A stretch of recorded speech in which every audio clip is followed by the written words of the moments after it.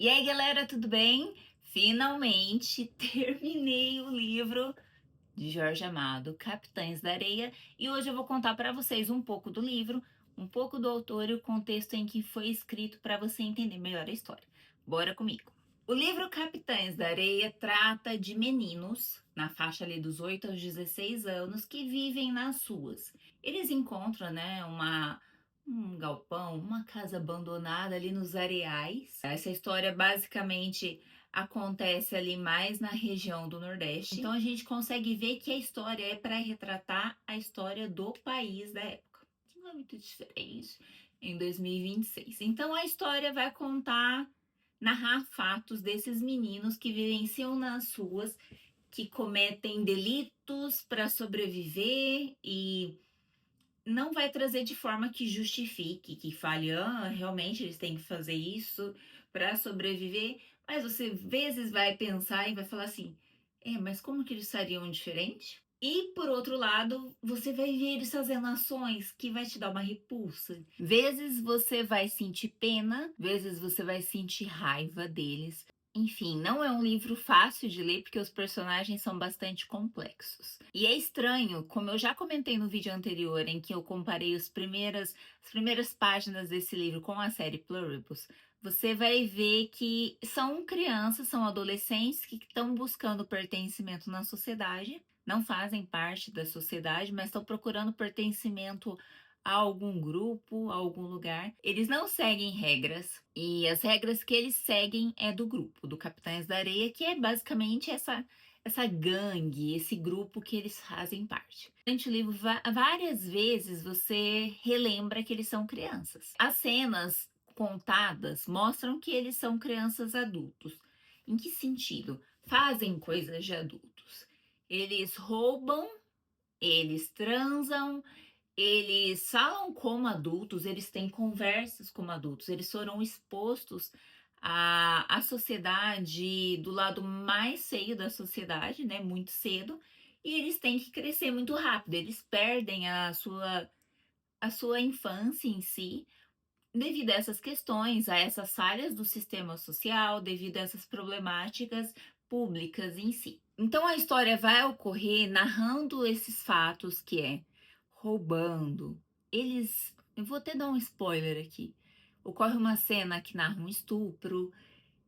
São situações bem difíceis. Por várias vezes, então, esse sentimento de raiva, esse sentimento às vezes de pena, emoção, às vezes você vendo uma cena e falando, caramba, eles são crianças e eu tô esquecendo disso o tempo inteiro. Eu acho que também quem tem filho, filha, lendo esse livro, muitas vezes vai pensar, cara, e se fossem os meus filhos, como eles sobreviveriam nessa situação, né? E ali, como são crianças e adolescentes que não têm essa figura paterna, essa figura materna, muitos deles são órfãos, muitos deles foram abandonados, um ou outro teve uma situação que decidiu por conta, né, sair daquele lugar, mas você vê que a presença, ou melhor, a ausência dos pais faz muita diferença nas ações dessas crianças. Então ocorrem algumas cenas durante a história que você vê que tem uma procura desses personagens em encontrar em outros personagens a relação materna, a falta, né, preencher essa falta de uma mãe. Você percebe que, por mais que, nossa, eles já são adultos, fazem coisas de adultos, eles às vezes estão procurando ainda essa falta. Então é uma história que mexe bastante. O livro tem basicamente 270 páginas, pelo menos essa edição aqui da Companhia de Bolso. É um livro que não é comprido, mas é um livro denso. Os personagens, basicamente, são chamados o tempo inteiro por apelidos. Eles não são citados os nomes deles, e isso também é interessante. É um ou outro que é mencionado. E a gente vê que tem lá o Volta Seca, tem o Pirulito, tem o Sem Pernas, tem o Gato, tem o Professor, tem o Pedro Bala.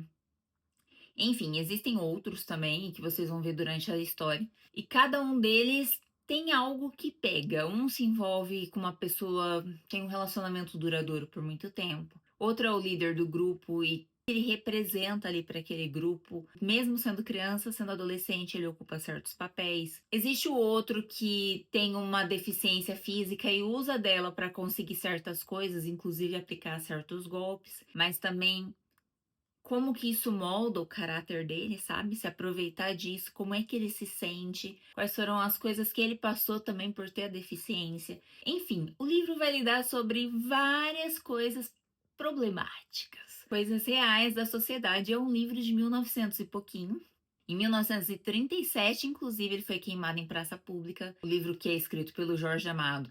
Jorge Amado, que já foi exilado, já foi um deputado, era do Partido Comunista Brasileiro. É ali por volta de 1937 que esse livro especificamente foi queimado, foi com uma questão de não aceitar sobre do que era a temática, por relacionar o autor com ideias comunistas e tudo mais. É um livro que toca em assuntos problemáticos, mas não é um livro técnico, gente, é uma história. Então, através da história, você consegue ver os dois lados, os três, os quatro lados, sobre situações que ocorrem na sociedade daquela época, mas que infelizmente ainda é presente na sociedade, principalmente a sociedade brasileira atual.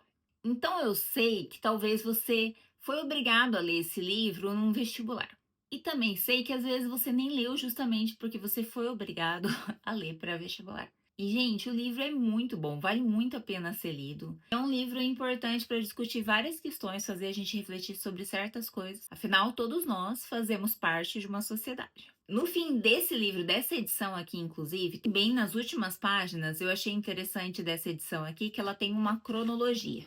Nessa cronologia vai contar onde estava Jorge Amado enquanto tudo acontecia à sua volta. Ele nasceu em 1912 e ele vivenciou ali, né, as duas guerras praticamente. Uma ele era criança, então não, mas a Segunda Guerra ele estava por ali, estava acontecendo as coisas em volta dele. Ele viveu depois o exílio, na época que esse livro inclusive foi queimado.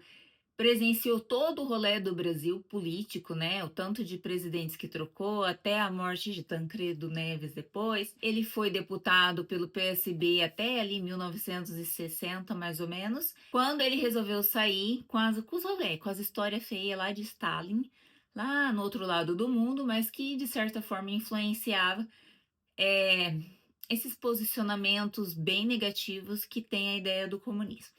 Enfim, tem muita coisa que ele vivenciou e que você vê presente na escrita dele. Óbvio que esse livro aqui tá dentro da primeira fase de Jorge Amado, que é uma fase que ele traz questões mais sociais, questões problemáticas políticas e sociais que vivenciava o Brasil.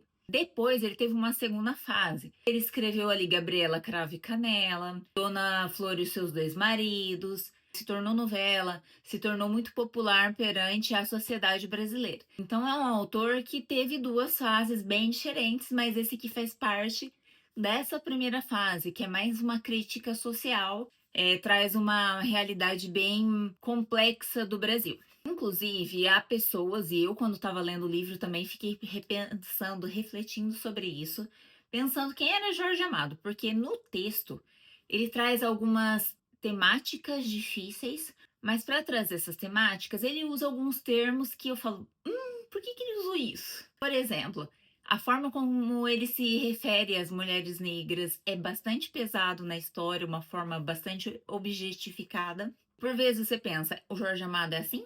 Ou ele está escrevendo essa história, colocando os personagens se referindo às mulheres negras dessa forma porque era assim que a sociedade via essas mulheres e que, inclusive, infelizmente, muitos ainda veem essas mulheres dessa forma ainda hoje, em 2026, no Brasil, e a gente basta ver números que a gente vai entender que, infelizmente, ainda é uma realidade. Enfim, é colocado em pauta, é colocado em dúvida sobre qual é o posicionamento do autor. Então, vale a pena ler também por isso. É muito legal, é muito interessante, é um livro denso, pesado, 270 páginas, poderia ler super rápido, mas não é um livro que você vai ler super rápido, não tenha pressa. Vai digerindo, vai lendo, que você vai entendendo coisas muito mais profundas do que tá só na história. Enfim, eu espero que você tenha gostado desse vídeo. Curta, compartilhe, comente aqui se você leu a história, o que você achou. E até a próxima.